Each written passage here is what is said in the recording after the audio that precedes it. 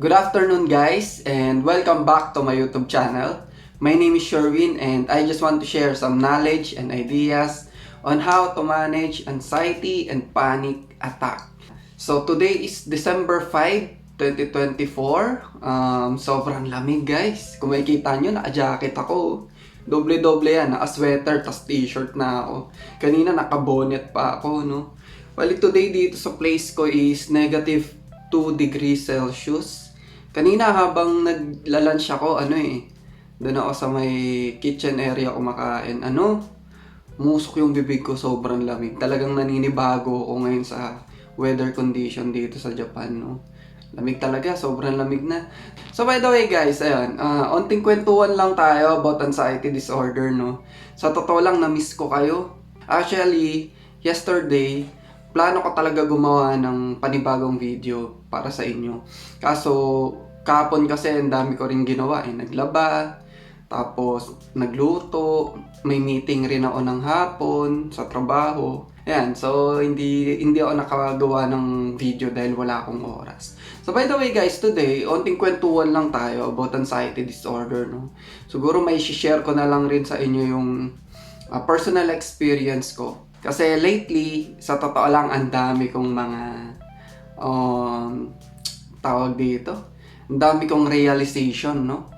About anxiety disorder. Kasi severe rin talaga yung pinagdaanan kong anxiety disorder and talagang naka-apekto ng malaki sa buhay ko. Dati, way back 2020, talagang tumigil ako magtrabaho, no? Nakafocus lang ako dun sa mga negative thinking, sa mga symptoms, sa nararamdaman ko. And na-realize ko, nung nakaraan, nag-iisip ako bago ako matulog, no? Ang dami kasi nagme-message, guys. So, by the way, clarify ko lang, no? Sa mga gustong kumausap sa akin, dun po kayo magme-message sa ating FB page. Huwag po kayong magme-message directly doon sa personal account ko sa Facebook dahil hindi po ako aktibo doon. Okay? Napaadalang ko lang buksan yung personal na Facebook ko. So, siguro may mga hindi ako nare-replyan, pasensya na kayo. So, hindi ko kasi talaga nakikita, hindi ako nagbubukas masyado ng aking Facebook. So, doon kayo sa page, sa FB page ko na magme-message, doon ako magre-reply. So, by the way guys, napansin ko kasi na karamihan sa mga nakausap ko, sa mga nag-message sa akin na halos isa lang talaga yung pinagdadaanan nila, no, when it comes to anxiety disorder. And may isang, ito siguro para sa inyo maliit na bagay lang to, no, pero sa totoo lang halos lahat ng nakausap ko ganito.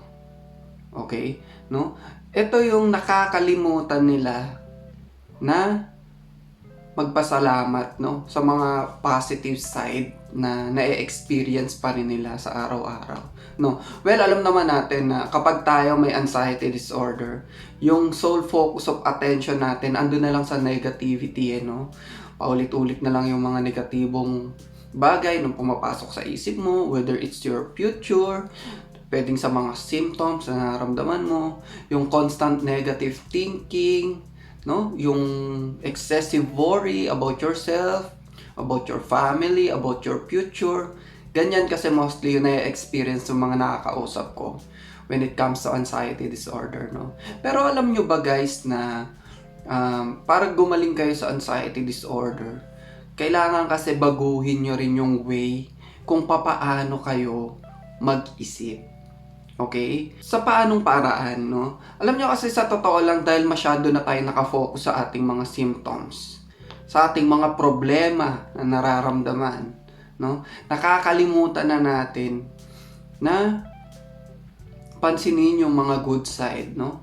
So ngayon, ituturo ko sa inyo yung tinatawag nating gratitude and gratefulness, no? Ito yung simpleng pagpapasalamat sa ating mga positive na experience, sa mga blessings, no? Ngayon ako kasi dati, nung severe pa yung anxiety disorder ko, inumpisahan ko yun, no? Baguhin yung way of my thinking. So, let's say for example, pagkagising sa umaga, dapat ganito. Pagkagising sa umaga, imbis na pakiramdaman mo yung katawan mo dahil dun sa mga simptomas na nararamdaman mo. O kaya imbis na hanapin mo kaagad yung cellphone mo, mag-scroll-scroll sa cellphone mo, subukan mo munang bigyan ng ilang minuto yung sarili mo, no? Parang tune up mo yung chine-tuning pala, tune up no? Chine-tuning mo yung mind mo para maging ready for the day, no? Parang alam mo yung radio, 'di ba? Para inaayos yung antena niyan tsaka yung chino-tune yung antena niya para maging maayos yung signal niya, no? Parang ganun lang rin yung katawan natin. Imbes na pakiramdaman mo, mag-constant body checking ka kaagad pagkagising mo sa umaga, well, subukan mo yung different way, no? Kasi kadalasan sa atin, paulit-ulit na lang. Iisa na lang yung parang naging behavior na na kahit hindi mo isipin, automatically, yung katawan mo, ganun na agad yung ginagawa pagkagising sa umaga, no? Nagigising ka, mag-iisip ka ng kung ano-ano, tapos papairamdaman mo yung katawan mo, isipin mo, parang ang lawak agad nung mga negatibong iniisip mo, no? Ang laki kaagad ng problema na mga iniisip mo. So, kapag ka ganun kasi tayo, 'di ba? Sabi ko sa inyo yung mind over body, ganyan yan. Kung ano isipin mo, ganyan, mararamdaman yan ng katawan mo, no? Parang ano lang yan halimbawa, nag-isip ka ng nakakatakot na bagay. Well, kapag nag-isip ka ng nakakatakot na bagay, yung katawan mo nararamdaman yan. Bumibilis yung tibok ng puso mo, medyo nanginginig ka, nanlalamig yung kamay mo. Ganon din tayo pagkagising sa umaga. Okay? Hanggang sa kapag pinractice mo kasi yung ganong behavior na pag-iisip, o kaya pag-aalala palagi doon sa mga nararamdaman mo. Well, nagiging behavior yan. Pagkagising mo sa umaga, sa araw-araw, paulit-ulit mong ginagawa yon, no? So, parang nararamdaman ng katawan mo yun, no?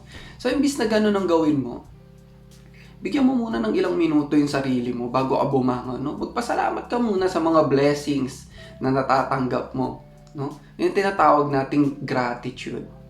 Kasi, sa mga taong may anxiety disorder, dahil nakafocus na tayo sa mga nararamdaman natin, hindi na rin natin nanonotice yung mga magagandang bagay. Kahit yung mga tiny little thing na dapat natin ipagpasalamat. Okay? So, dapat tune in muna natin yung mind natin for the day. Pasalamat ka sa mga blessings na natatanggap mo, may nakakain ka, kasama mo yung family mo, healthy ka naman, no? Healthy yung family mo, ano pa ba? Lahat ng mga dapat na ipagpasalamat natin. Well, in that way, natututunan niya ng isip mo, no? Parang nagtatanim ka ng tiny little seed sa brain mo, no? Na kapag pinractice mo yung behavior na ganun, no? Kapag lagi ka nagpapasalamat, no? Papasalamat ka sa Diyos, well, nag-grow yun into a tree, no? Kapag araw-araw pinapractice mo na ganun, nagiging araw-araw rin gumaganda yung pakiramdam mo, okay? So sana nagigets nyo yung sinasabi ko, no? Yung tinatawag nating gratitude and gratefulness. And isa yun sa siguro big step rin yun, or isa yun sa pinaka-important skills to counter negativity, no? And anxiety disorder. Kailangan ma-practice talaga natin yung gratitude, okay? Ako, let's say for example, i-share ko lang rin sa inyo. Yesterday, nag-snow dito sa Japan.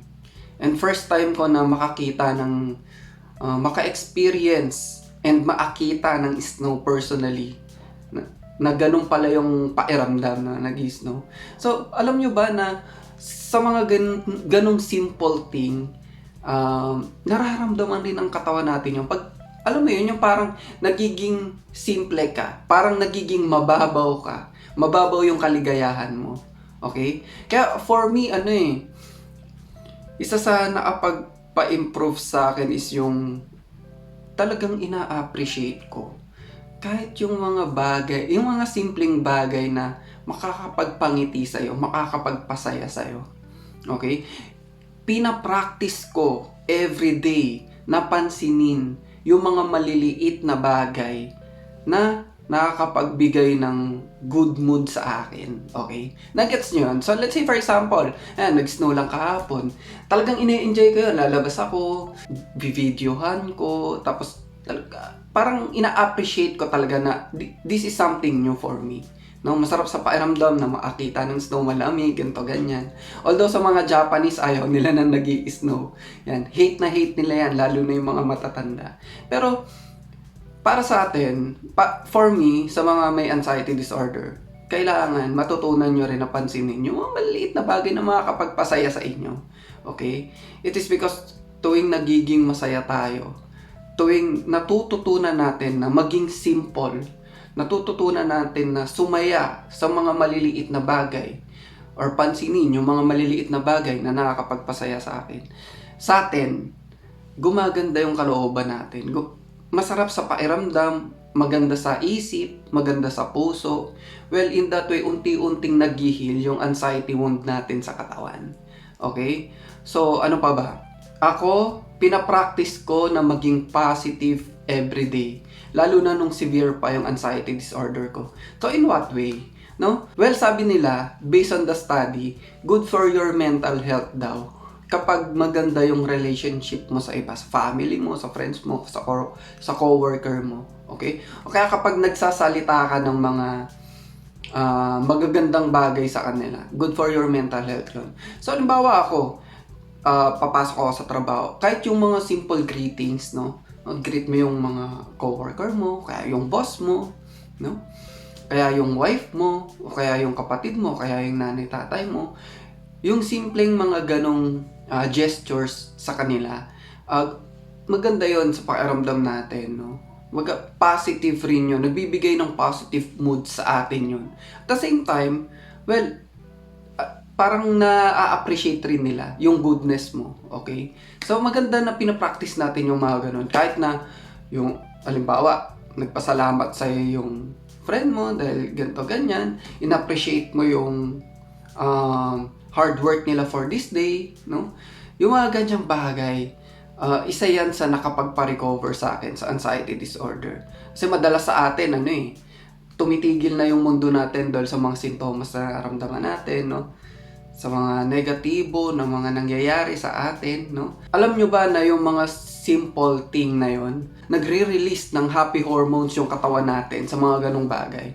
Tulad nga na sinabi ko, kapag ka ikaw negative ka mag-isip, well, laging negative yung hormones or mga stress hormones yung lumalabas sa ating katawan. Kaya natin nararamdaman yung mga pangit na pakiramdam.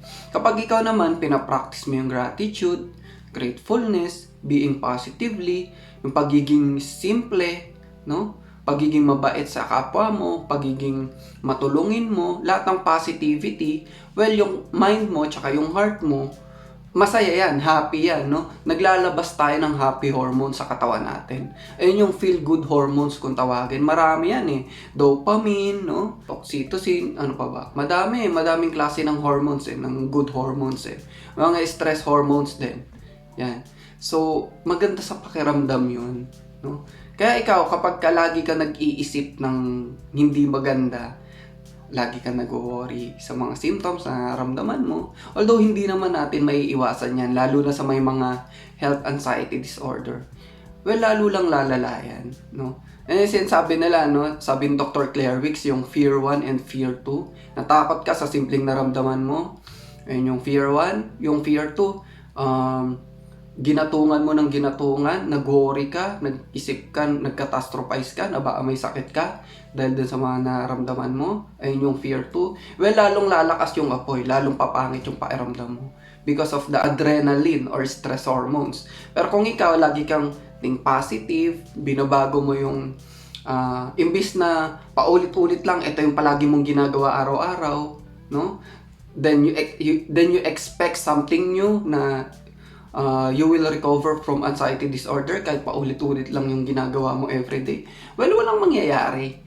Kasi hindi ka nagtatry ng panibagong approach to your anxiety disorder. No? Pero kung imbis na magmokmok ka, lagi kang nakaiga, lagi kang naka-cellphone, lagi mo na lang iniisip yung mga sintomas na nararamdaman mo, no?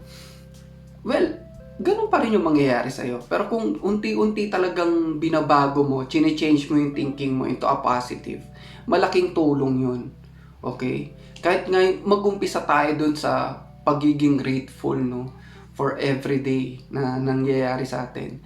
Ako, sa totoo lang, kung babalikan natin yung dati severe pa talaga yung anxiety disorder ko. Katulad nyo rin ako na laging oras-oras, minuto, inaatake ng panic attack, tumigil rin ako sa work, tapos talaga nalimitahan na yung ginagawa ko araw-araw to the point na hindi na ako lumalabas ng bahay. Pero kung papansinin ko, kung iisipin ko rin talaga, may mga good thing pa rin na tawag dito, na mga blessing pa rin akong nare-receive kahit na ganun yung nararamdaman ko. Yun nga lang, natutunan na ng brain ko na hindi pansinin, no? Parang i-ignore or parang nagiging bulag na tayo sa mga magagandang bagay na na-encounter rin natin. To the point na hindi na tayo nagiging masaya. Parang sobrang nawawala na tayo ng gana for everyday, no? Kahit na doon sa mga hobbies na ginagawa natin, nawalan na tayo ng yung parang compassion natin sa nagawin yung mga ganong bagay, no?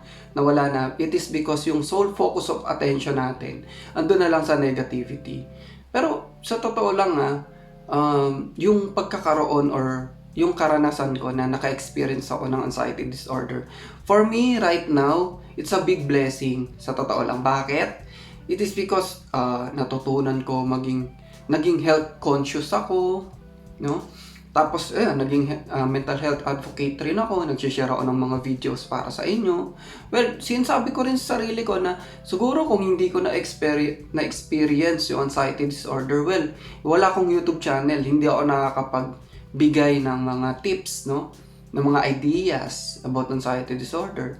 So ngayon na nakakatulong na ako sa ibang tao, it's a big blessing yun para sa akin. Talagang sobrang saya ko yun. Kasi siguro isa rin yun sa nakakapag parang clarify ng mind mo, no? Parang good for your mental health na nakakatulong ka sa ibang tao, no? Kahit na simple videos lang yung ginagawa natin, parang ang saya-saya sa pakiramdam. Kaya yun, sobrang saya ko sa pag may mga nagme-message, nagte-thank you, nagpapasalamat, no? So, try to be positive. Yun lang rin yung masasabi ko. Still try to be positive. Although, napakabigat ng pinagdaraanan ninyo. Alam ko na merong ilaw, no? Na mag-guide sa inyo one day. Alam ko na, ang anxiety kasi hindi yan talagang habang buhay, no? Parang lang to, parang pahina lang ng buhay mo na-experience mo right now. Pero one day, talagang malalampasan mo rin yan. Kailangan mo lang talaga manalig, maging positive, no? Aralin mo pa yung anxiety disorder and be a good one na rin, no? Yung simpleng pagtulong sa ibang tao, pagiging positive na pag-appreciate ng mga simple things, yan. Nagbibigay talaga to ng good mood sa atin. Okay?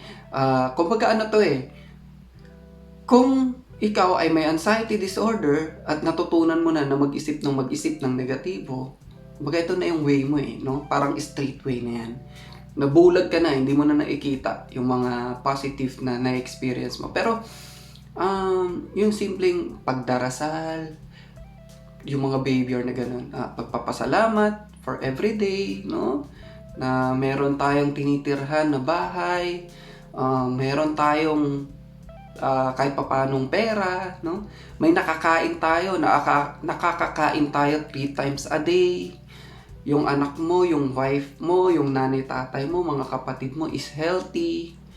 Meron tayong damit na masusuot. Yung mga ganun dapat pinagpapasalamat yun. And kapag pinapractice natin na ganun tayo, no?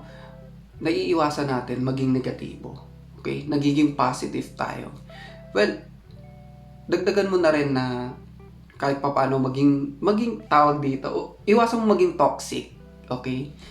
Kasi minsan marami rin sa atin na ganun no? Parang toxic rin tayo sa sarili natin. What I mean pagiging toxic is ito yung palagi ka nagsasalita ng hindi magaganda, lalo na sa ibang kapwa, no? Tapos hindi mo iniingatan yung health mo, yung sarili mo, ganyan, okay?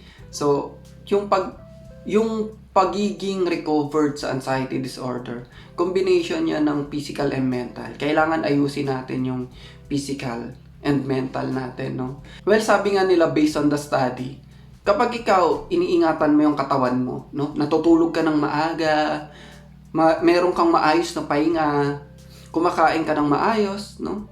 Kumakain ka ng mga healthy foods, tapos ikaw ay nag-exercise, well, 80 to 90% ng ating mental health is fixed na. Okay? Kung ikaw ay may anxiety disorder, yung 10% na lang yung kailangan nating ayusin dyan.